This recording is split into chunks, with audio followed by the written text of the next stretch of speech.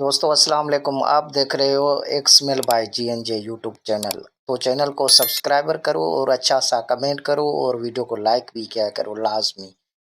और दोस्त मैं आपके लिए बहुत अच्छे एक्समेल लेके आया हूँ। इस बार भी जो है ना मैं आपके लिए अच्छे एक्समेल लेके आया हूँ।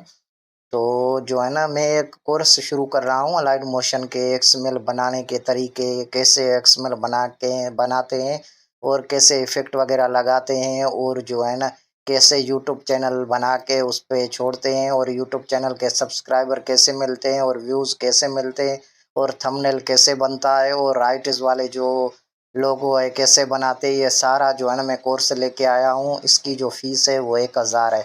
100 मेंबर मुकम्मल होगा मैं कोर्स स्टार्ट करूँगा।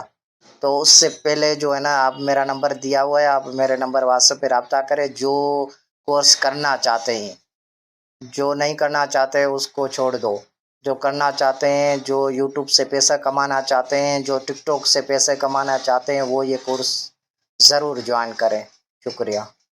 दोस्तों अस्सलाम वालेकुम। आप देख रहे हो एक्समेल बाय जीएनजे यूट्यूब चैनल। तो चैनल को सब्सक्राइबर करो और अच्छा सा कमेंट करो और वीडियो को लाइक भी किया करो लाजमी। और दोस्त मैं आपके लिए बहुत अच्छे एक्समेल लेके आया हूँ। इस बार भी जो है ना मैं आपके लिए अच्छे एक्समेल लेके आया हूँ।